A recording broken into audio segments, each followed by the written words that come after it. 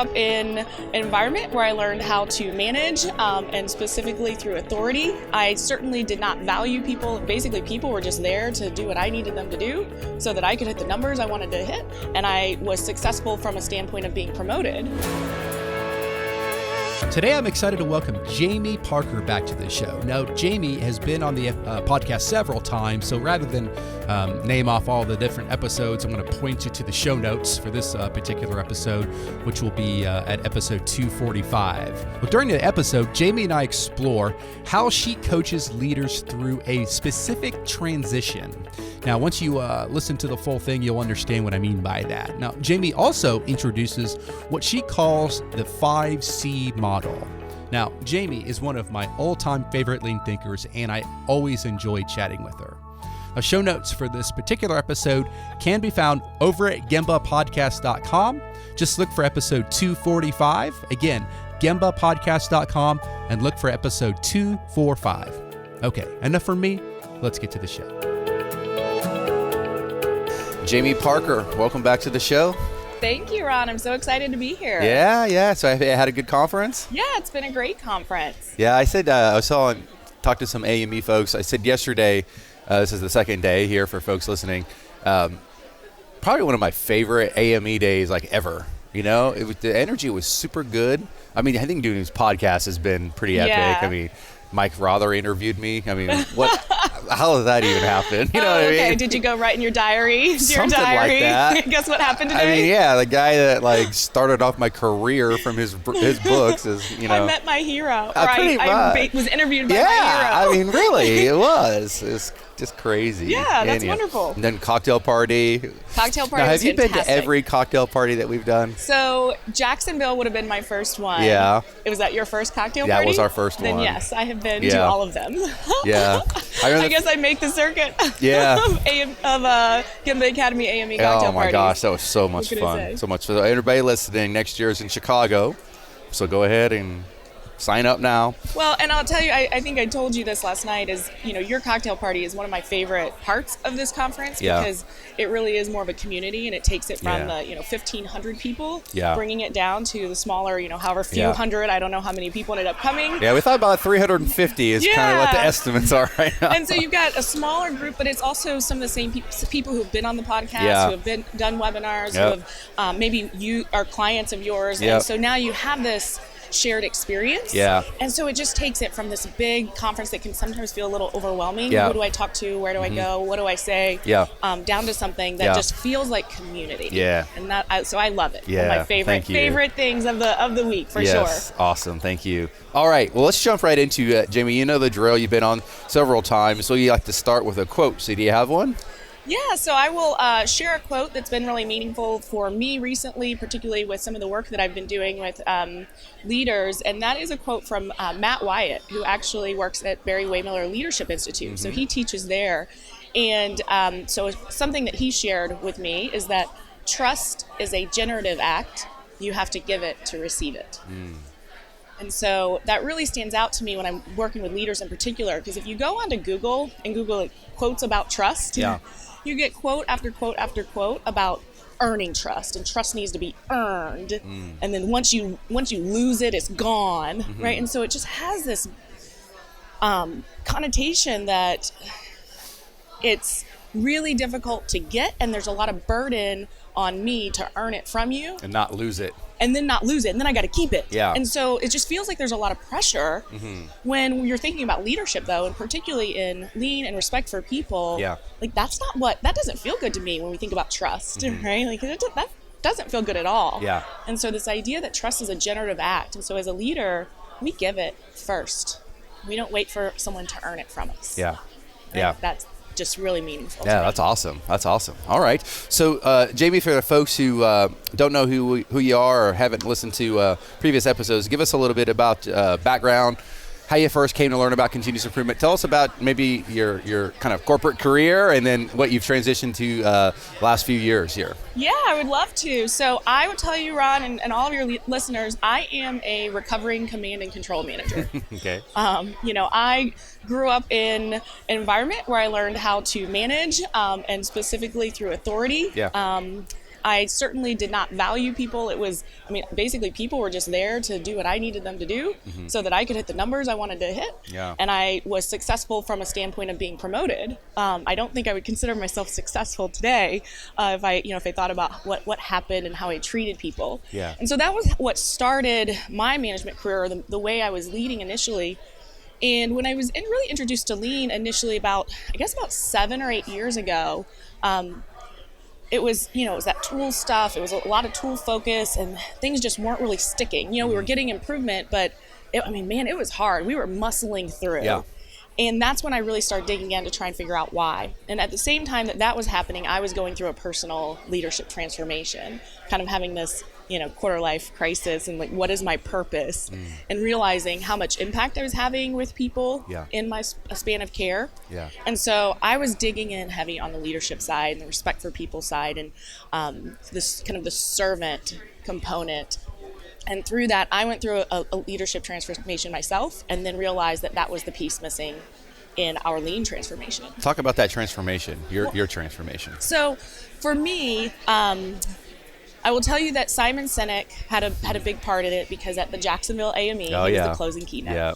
And he did his Leaders Eat Last. Do you remember how he started that? I'll never forget it. They introduce him, right? And he walks on, and he walks kind of to the middle of the stage, and he kind of stops, and he kind of looks down at the ground. He put his hands together, and he kind of started rubbing his palms together, and he just stood there. And I was like, oh my gosh, he's frozen. He doesn't know what to say. For like 4 or 5 seconds. And everybody's like, what's going on? And then all of a sudden, he starts into that epic story or whatever. Johnny and I'm like, Bravo and everything else. Oh my gosh, what a beginning, How man. about that? Yeah. He created the tension. Yes. He created the tension that he then got to relieve, which is great. Yeah. So, that was definitely a big part of it. I was really talking with Steve Kane and Kevin Meyer from your team, kind of leading into Jacksonville in the several months. So kind of informal mentors for me. So, I was on a search, on a quest, and all of these things were just coming together at the same time. Yeah. Along with a conversation I had with my boss at the time, where I said, like, hey, I thought I was going to do something bigger than this. I work at FedEx office. I manage print shops. I feel like I haven't achieved this greatness that I thought I was destined for. And he starts saying, well, let's talk about your impact with Jorge. Let's talk about your impact with Vince. And I think today, probably what really motivates me and drives me is that those people will say, hey, you know what? I'm a better person. I'm a better father because of the work we've done together. Yeah. And so this impact, we so underestimate the impact that we have on other people. Yeah. Yeah. I yesterday we had an interview with Renee, and I was telling her the story about how I was a young man in 7th grade, and this big high schooler kid befriended me and really helped me with a lot of anxiety and struggles I had, and like showed me like how just a simple act of kindness can really turn people around. Like you just never really know the impact you can have on people's lives. Absolutely. Another one, if that's something of interest, is Drew Dudley's lollipop moments. He calls them lollipop moments, everyday leadership, where he tells a story about, being in college, and he was, I think, a senior, and this freshman orientation, here's this freshman, and, he has this interaction. He doesn't remember it all, but, now the freshman is graduating and reaches out to say, that moment, that's what changed. Because I wasn't going to stay. I was going to go back home and not stay. And that moment, that lollipop moment, he's like, I don't even know who you are. I have no idea what you're talking about. So, things that seem so insignificant to us, which is why, from a leadership perspective, it's so important, because it's not in the big things. It's the everyday little things. It's what is the culmination of all of our experiences and all of our interactions. And so turning what we do every day. That's really what we have to do to change how we lead our teams and create these environments where people will just be all in, all engaged, and ready to come together as a team. So talk a little bit about, so your FedEx office for, gosh, how many years were you there? 17 years. 17 years. Yeah. Obviously you've transitioned out of that role. I'm not asking anything personal here, but talk a little bit about that transition. What was that like? 17 years of getting a paycheck every couple weeks, and I know. And then I kind of did the bold step. Yeah. And said, what am I doing? You know what? I did a lot of reflection going into the holidays, November, December, January, kind of that time frame. You know, how to have a word of the year and my 5 ways of being and all of those things that were, even before I was considering leaving FedEx office, I just wanted to have more purpose and intention about what 2018 was going to look like for me. Yeah. And so I'd done that, and I've got my vision, the whole thing. Yeah. And, then it was kind of getting to a point of, well, what's next for me? Yeah. And I had found this passion of helping leaders better serve their teams and create environments that are just primed for employee fulfillment. So I'd found this passion, but I was kind of boxed in how I could impact, right? Yeah. How I could serve in that way. And so I started looking for what is another way that I could have a bigger impact and serve more people. Yeah. And so when I started looking at that, thinking about it, I had these ways of being, things like audacious, right? And authentic and connected. These are my ways of being for this year. And, that's when it was like, okay, that's where I found the courage to take such a bold step, which is to go out on your own. And it's every emotion. Yeah, like I know. every week I have every emotion, and I will go from swing. Yeah. So I have to do a lot of self-coaching. Yeah. And it's so interesting. They say, a lot of times people say that you teach what you need help with the most, that like what you need in your life is where the passion comes to teach something. And, I teach a lot about, failing forward and, how we need to change and process plus results. I named my company process plus results, right? Yeah. To say, hey, it's not all about the outcome. Yeah. And so that's what I have to self-coach myself on. Yeah. Is that I look at that result. Well, what was the result? Did I get the contract? Did I, have people enroll in this program? Yeah. Or how many? Did I hit my goal? And kind of going back and saying, oh my goodness, but what about the courage that it showed? Yeah. What did I learn? And so I have to self-coach all the time, which probably helps me better serve clients as well. Yeah. Yeah. Because, what you're experiencing, they experience as well. Yes. So you've been there, right? Yeah. All right. Well, talk a little bit about the difference between kind of leadership coaching from within maybe a corporate environment to, being more as an external type consultant. What's the difference? Yeah. Talk about that. So I think that, kind of internally in a corporate environment, obviously what the culture is, kind of the rules of engagement. Yeah. And there's usually a longer history, right? So, there's something that here's the program, here's the training we've put people through, whatever. There's some level of history. Yeah. And so there's this kind of greater context. And when I went to start working with other organizations, the organizations I'm working with, they don't have necessarily, the context, the model, right? So I tend to work with companies that are under $100 million in revenue. So they don't always have as, dedicated people in learning and development, dedicated people, beyond kind of basic HR functions. And so because of that, they're kind of looking for, well, but how? What's the path? Yeah. And so that's where I was able to kind of build out some models to be able to provide the path. Okay. Where, kind of internally, I don't know, because you've been a part of it and you've been walking the path with them, it feels like it's already laid out a little bit. Yeah. And then here it's, okay, I'm working with clients and organizations who they know they want to do something differently. They know they want to get different results. They know that there's something missing. They're just not quite sure what and how. So speak to that person right now listening to this saying, we need help. What advice do you have for folks who are struggling with a variety of issues, leadership, it could be operational, it could be, what are some tips you have for folks? Well, I think, so for me, what I've seen is probably the biggest gap, or is what we're missing, is we tend to have this problem or this issue that we want to address, and we kind of jump to the systems or the tools. And so let's take problem solving, for example, because I do a lot of work with helping develop teams of problem solvers. And so people will jump to, we're going to do kata coaching and kata routines, or we're going to do A3s, or we're going to do 2-second lean, or we're going to have Gemba walks and raise and solve problems. And so they jump to that. And then some time passes, we're muscling through, and either they're not getting the ROI, the return that they were expecting, the results, or it just kind of becomes the wallpaper, right? We all have wallpaper in our environments. So it doesn't work that way just to jump to systems. Yeah. And so So if you have this Venn diagram with systems, beliefs, and behaviors, Yeah. because the behaviors have to be there in order for the systems to sustain. But Yeah. belief drives behavior. So a lot of times we try to change our behavior, Yeah. but it's going against a core belief. Yeah. So for example, I really struggled, command and control days especially, with giving recognition, right? And particularly saying, thank you, and this behavior, this is what I appreciate. Everybody said, you know what? You always tell us what we're doing wrong. Yeah. But you never tell us what we're doing right. Yeah. And I tried all kinds of things. I tried gratitude practices. I tried having a list and hash marking. HR's like, oh, you need to do the penny trick. Where you put 10 pennies in your right pocket, and every time you give recognition, you move one to your left pocket. And your goal is to get all 10 to the left. Yeah. But none of those would work, because at the end of the day, I actually had some core beliefs, which was I didn't need to recognize you for just doing your job. Yeah. Right? Yeah. And if I give you too much recognition, then you're going to get complacent.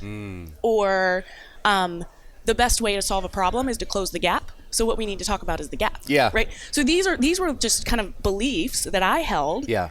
And so it didn't matter what behavior I tried, I could never get it to stick. Yeah. And so we do the same thing organizationally, Yeah. where we have underlying shared beliefs that don't align. So we say, oh, we want to raise and solve problems. But in reality, people believe that I might get in trouble if I have a failure. And so I don't want to raise that problem. I want to kind of sweep it under the rug. Yeah. So you can have your system, it's not going to work because we haven't addressed that underlying issue, which is I don't believe that you really want to know. Yeah. Or you say we blame the process, not the person, but when something happens, then, I'm embarrassed in front of my peers. Yeah, you mentioned Simon, and obviously his big purpose, find your why and all the rest of it. Where do you see that kind of purpose and say like beliefs? How do they interact? Yeah, purpose is the big thing, right? It's that big umbrella. Yeah. And that's important because this stuff is hard. Yeah. Right? And so without it, it's easy to give up. Yeah. And we need something that kind of pushes us through and drives us through. So when it's really hard and like, oh my gosh, I really don't want to do all of this really hard work developing people. I really just want to solve their problem and move on because it's easier that way. Right. Then we need a purpose, a big umbrella that says, wait a minute, this is why. Yeah. So for me, when I get a note that says, hey, you've helped me become a person that I'm proud of, or, I'm not just a better leader, I'm a better father because of the work we've done together. Yeah. That tells me, okay, this isn't about the problem solving or the development or the lean implementation. There's something so much bigger. Yeah. And that can then help you overcome some of those other beliefs that might be holding you back. Yeah. What do you do if you encounter someone who the belief of like leadership doesn't align with the workforce? Yeah. Kind of, what do you do there? So, I think first of all, it's great to realize it, right? So one of the things that I do recommend people do is to say, okay, what are our stated values? There's probably a poster of them somewhere. These are our core values. Mission and values. Right? Yeah. So go find that, Some acronym. Right. These are our values. This is who we say we are. Yeah. And then kind of observe and figure out, okay, but what actually happens? What's reality? And where you have the gap, that's where you probably have underlying beliefs that aren't aligned, and they're probably from past experiences. Right? Probably because of the behaviors of leadership, yes, right? It is. Yeah. It's all a big intersection, and this, it's not a 1, 2, 3 sequential situation. It's like a web. It is. Yeah. You pull and so if you want to change that, then yes, we have to change our words, what we say, and what we do. Yeah. So that then that belief can actually change along with it. So you can't just say, oh yeah, this is our new belief. Yeah. Of course. Say what you do what you say, kind of thing. Absolutely. Yeah. And repeatedly. Yeah. Not 1 or 2 times, going back to those. It's the small interactions that people remember. Yeah. It's that time that you rolled your eyes. It's the time that you right. Or I looked at your phone when I'm tired, Yeah. Yeah, exactly. So talk just a little bit about problem solving. I'm curious to hear your thoughts on problems because it's, depending on who you talk to, there's a number of ways to go about it. I'm just curious to get your 2 cents on on how you want to coach your folks to be better problem solvers or scientific thinkers, whatever you want to call it. Yeah, absolutely. This is one of my favorite topics. It's actually what I did a workshop on this week. So I'm glad you brought that up. And I would say that I don't advocate for a specific system. Yeah. So I don't say kata is the way to go, or Yep. A3 is the way to go, or PDSA versus DMAIC. Like, to me, the system itself is less relevant than having a methodology of some sort. You want to have something that can create shared language. So you need a system. Yep. But which one? Yeah. I don't think there's a Pick right one. answer, Yeah. right? Pick one. Yeah. Because then you can have shared language. I think it's more about transitioning. So many of us, particularly managers or lean practitioners who kind of run in our circles, we tend to be above average problem solvers, right? Or at least we're better than our frontline teams. Yeah. And that might even be how we got into our role, Yeah. right? How we were promoted in the first place. And so we cannot help ourselves from jumping in and giving Stealing the answer. the monkey, as they we say. do. Right. Absolutely. We'll steal the monkey. We give the answer. We're the answer guy. Or we try to, let them do it, except we haven't done the first steps of developing their capabilities. So I had a manager I was partnering with who really believed in people-centric leadership, truly human, just all in with it. And so it was all empowering, so this is a problem in your work. You guys make the decision of how we're going to handle it and how we're going to problem solve. But they didn't have the skill yet. Yeah. And so they would do things like add in batching. Right. So they're adding all these process waste. He's like, wait, this isn't, I thought empowerment was supposed to work. Right. And that's because it's not just a one-step thing. So I talk about 5 levers to transition from kind of being the primary problem solver to developing a team of problem solvers. Okay. I call them the 5 C's. Okay. Makes it easier. 5 C's. So the first is to cultivate a safe environment. First, before you can have problem solving, you have to have problem raising. And you need psychological safety. You need a safe environment to do that. And then if you want people to innovate and take some risks, then you have to have a safe environment. Okay. So that's kind of the first lever. The second lever is to create learning experiences. So in a lot of respects, this is a new or different way of thinking than what is the natural state, which means you can't just start doing. There has to be some sort of learning. And I really like to teach that that's where we need to get just in time, apply just in time to our learning experiences. So, right, we have the all week long Lean 101 class. How much of that are they actually able to do? Yeah. It's too much. Yeah. So we got to really apply just in time. What do they need right now? What can they use right now? And how do they need to get it? Right? So that's really important. Okay. Then it's to construct practice opportunities, because we've all had some sort of learning experience and we have great intentions and we go back to our day jobs. And then what happens? Like everybody here at this conference right now, how much of what they think they're going to do will they actually do? They get back to their 200 unread emails. Absolutely. And that happens to our frontline teams too. Yeah. And so we almost have to manufacture the practice opportunities. Yeah. So let's say you had something, say you were teaching root cause analysis right now, and maybe 5Y is a methodology you were using, and you have some classes, some simulations. We do some, why is the milk spoiled, whatever, right? We do some of that, and then we say, oh, now when a problem comes up, then we'll use it. Yeah. Guess what? Yeah. It never happens, right? Right. And so you have to kind of Or manufacture. if it does, we don't have time to do that. We just got to fix it. Yeah. So it's Yeah. being very deliberate of like, Yeah. I'm kind of making these up, right? Yeah. I'm making up reasons and Yeah. excuses and ways to practice. Yeah. Then we get into the 4th lever, which is to coach improvement and problem solving. And this is really different because it's all about asking good coaching questions. Coach improvement in what? Problem solving. Okay. I'm taking notes here for the. Yeah. Absolutely. Yeah. And so I actually did a webinar covering a little bit of this with you recently. And so this is this idea of, to me, a good question is open-ended, it's non-leading and non-judgmental. Yeah. And that sounds like common sense until you try to do it. Yeah. And when you try to do it, it's so difficult. And the biggest tip I have about this is that, particularly lean practitioners, managers, followers, right? We love to ask diagnostic fact-finding questions, right? Give me an example. So I'll use a non-work example. So here's one I'll always do is, so how long have you had these symptoms? That sounds like a good question, right? It's, diagnostic. There's no judgment. I'm not leading you anywhere. Right. Right? Right.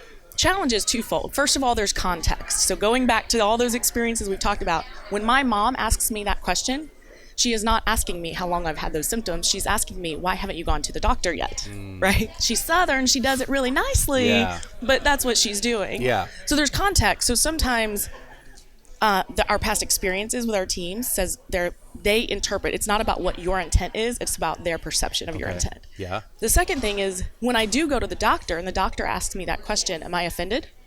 No. No. Why not? Why is he asking me that question? It's their job. It's their job to do what? To help you. Because they want to diagnose and write the prescription, right? They want to diagnose and give me the answer. Yeah. I'm okay with that when I go to the doctor because I'm going to this expert to solve my problem for me. Right. When we are coaching problem solver, we're not the doctor. We're more like the psychiatrist versus the physician, right? That's good. You know, where we're jumping into our old ways if we start asking diagnostic questions. So what's a better way? So a better way might be to ask something like, so what facts have you uncovered so far? What other facts have you uncovered? What facts do you think you still need to uncover? And what you're doing is you're transitioning the thought process of what do I need to ask to diagnose this from me as the coach to you as the learner. And so I'm helping you think through, what questions should I ask? What facts do I need to uncover? Versus you just answering the ones I give you. So that's, there's others as well. Like lots of tips. We could talk, we could do this for hours. Right. I could sit here for hours. But that's probably the one that as I've gone out and worked with clients on this and taught, even the workshop here on Monday, that's the one that really trips everybody up. Is but I want to know. I want to solve it. Let me fix it. What's the fifth one? And then the last one is to celebrate the process. So if you want to, if your team is going to become more effective problem solvers, that doesn't happen, in one or two tries. Right? It's a lot of falling down, getting back up, learning something, trying again, falling down again, getting back up. And so if we want people to do that, we have to celebrate that process and that part. So we have to celebrate, hey, I really appreciate that you raised this problem. When you raised this problem, it gave us awareness so that we can now start working on it. Right? Versus, all right, you got the answer. You solved the problem correctly, right, when you get to the end. What happens if you don't do number 5? Well, if you don't, then you probably aren't going to get the participation, right? So because then it's results. So I may stick in a smaller box. I'm not going to take as many risks. I may give you some 2-second improvements. I'll move the trash can from here to there. But I'm not going to, go into the harder problems that we really need to work on. What about? I have another question for you. Just kind of a random question. Where do you see the importance of leaders being comfortable with being vulnerable? Oh, I think it's so critical.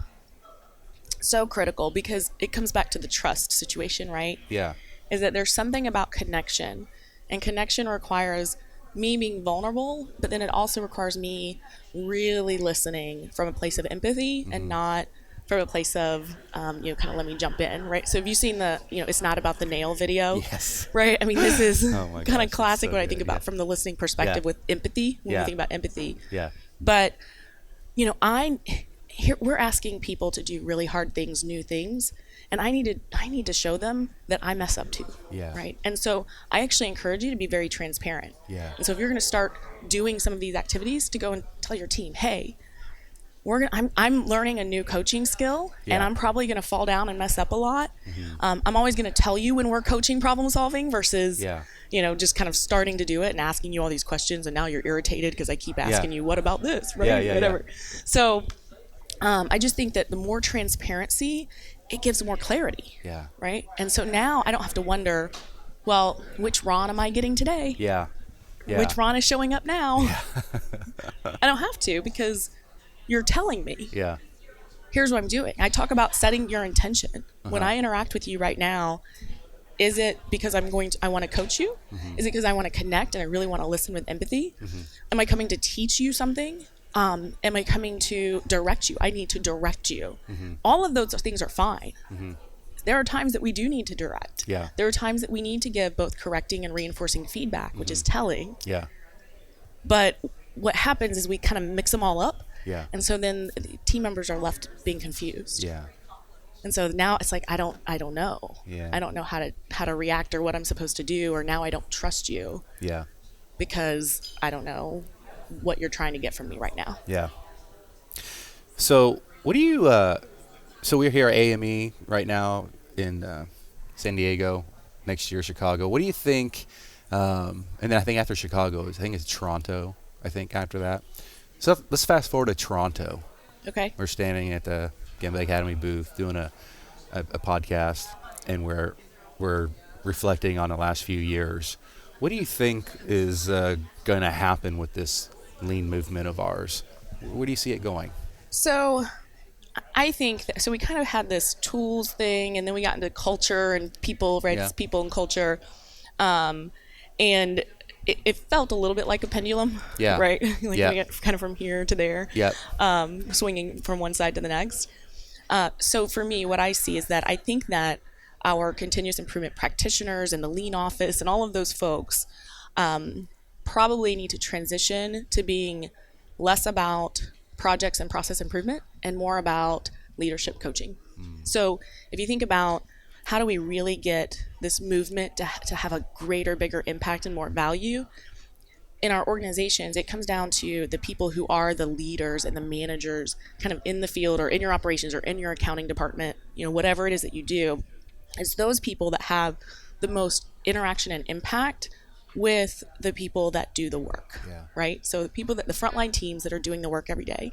And so if we want to change that, then we have to go to the team lead, the supervisor, the plant manager, kind of that range, that mid-level manager, and say, okay, these are the people that have the everyday small occurrences. It's not about your Kaizen event. It's not even about that 5Y. It's not even about your daily meeting, your stand-up meeting. Yeah. Those are, yes, those count, but so do I'm passing you in the hallway and say something, or, we're having some sort of training or coaching development. Yeah. All of those count too. And so I think that the people who are supporting those folks are probably going to need to transition to be better at developing and coaching those leaders. What do you see then, if we fast forward even say 10 years, in many of these millennials who, a lot of us are critical of, we find everything that's wrong with them, but the fact is they're the future, right? They are coming up, and they will be running our companies here in the next, 10, 15, 20 years. They communicate much differently. They value things that are different than people that are in leadership positions now. Like, where do you see, not necessarily just lean, but just the corporate environment? Like, how do you see that looking in the future? That's an interesting question because Will first there of all, be phones, or will everybody just be texting each other? Or, I don't know. First of all, I think we sometimes forget that millennials are not as young as we think they are. Yeah. Right. Like, I think I'm a couple of years out from being classified. Yeah. And so sometimes we think millennials, these 22-year-old, and that's not the case. They're 35 now. Yeah. So they're already starting to reach into more senior level roles in our organizations. Yeah.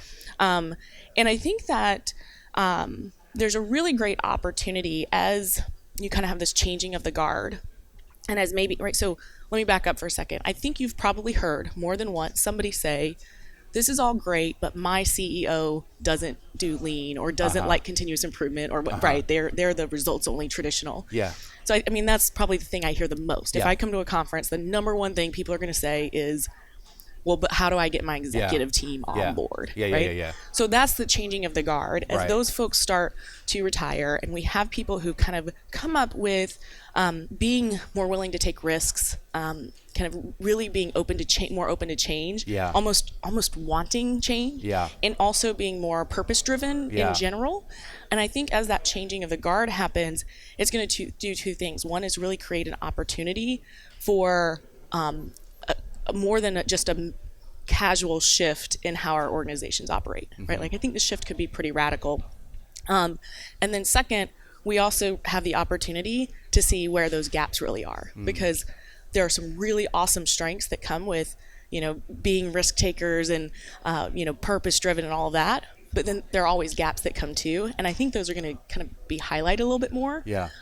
Because now they're in senior level positions that they haven't been in. And the impact of those small decisions, right? Like the whim of, let's just go do this. And so they may have to figure out how do we be a little bit more deliberate. But I think we'll have some faster changing organizations. And we won't be as slow to turn the boat. Yeah, we've had a lot of connection with Dale Crown over at Texas Nameplate over this last year or so, and they're very passionate about sustainability, and claiming that they believe this is the next big thing, even for our lean movement. That again, because that's a really important aspect of what many of these younger folks are super passionate about. So I think that's going to be really interesting to watch. Yes, for sure. Yeah. So good. So last thing, tell people a little bit about definitely how to connect with you, Jamie, but tell them a little bit more about like what you're up to these days, what help you might be able to bring them. Yeah, absolutely. So, I am kind of running my own consulting and coaching practice, which is super exciting. And I work with both with organizations and also with individual leaders as well, who are looking at how do we move beyond kind of this ad hoc tool implementation to having a more sustainable, really kind of not just a methodology, but culture of continuous improvement, and doing that specifically through impacting our leaders. So anything from, C-suite, but a lot of really my passion is that middle manager, because I think those people have the biggest impact in a lot of ways. On the all the day-to-day stuff and the culture stuff, but actually have the least amount of investment in them. Right? Executives get their coaches, first-time supervisors go through some sort of class, and you have this whole group that gets so little development. So I work with folks like that, and I help organizations both on, I'll come in and do on-site. I do virtual implementation support, so it's not just training and development; it's also kind of implementation, practice, execution support. And then I'm also starting some virtual leadership development programs that would allow people to go through the 5 C's. Right? We're going to work through the 5 C's over a 12-week time frame. So it's really making it more accessible. And so I'm really excited about that as well. How can they best find you? So you can find me on LinkedIn, which is Jamie V. Parker, V like Victoria. Is there another Jamie Parker out there without a V? Well, there are lots of Jamie Parkers out there, actually. Including this actor who's about my age. So I know when I was in high school, everybody's like laughing because Jamie Parker, really? What's your name? I had never heard of him. Yes. So yeah, there are a lot of Jamie Parkers. So I add in the V. And then my website is processplusresults.com. PLUS. Yeah. Okay. Got it. All right. Well, good stuff. Thank you for coming on. It's great to see you as always. Oh, I love it. Thank you. You need to get out to like Cotacon and some of these other ones as well. TWI Summit and all that. I think you'd really connect with those folks out there too. Yeah, that would be super exciting. I've done a few smaller ones like Iowa and Colorado, and I've done some industry specific. So the printing industry in particular, I've done several things with them. But what I always say about this is the Mecca, right? This big giant here, with thousands of folks running around, and it's great. What I like about the smaller ones like Cotacon, TWI Summit, these ones, it's like maybe 200-300 people, but they're like fanatics. Yes. You know what I mean? So it's kind of almost it's in a way more intense. Right. Because you're going to walk, and anybody you see, they're going to be like, hey, kind of this, and you have these like intense conversations, right? Yeah. So I can tell you when I was at the Iowa Lean Consortium conference last week, I was doing a 75-minute presentation on the art of asking good coaching questions. So basically C4 is what I was teaching on. And I think they had 108 chairs in there. Probably had to bring in about 50 more. People were sitting on the floor standing up for that 75-minute presentation because hey, we want to get this information. Iowa's interesting, that place, man. I've been to a couple conferences over there, and it's like, woo, what's going on in the state, man? These people are like getting after it. Hello Windows is over there. There's some really strong companies. Absolutely. I think unfortunately we had to go in like February or something, and it was it's October now. It's much better. Awesome. All right. Well, thanks again, Jamie. All right. Thank you. Take care. Thanks for listening to the Gemba Academy podcast. Now, we invite you to take a no-strings-attached, fully functional test drive of GembaAcademy.com. Gain immediate access to more than 1,000 Lean and Six Sigma learning resources, all free of charge, at GembaAcademy.com.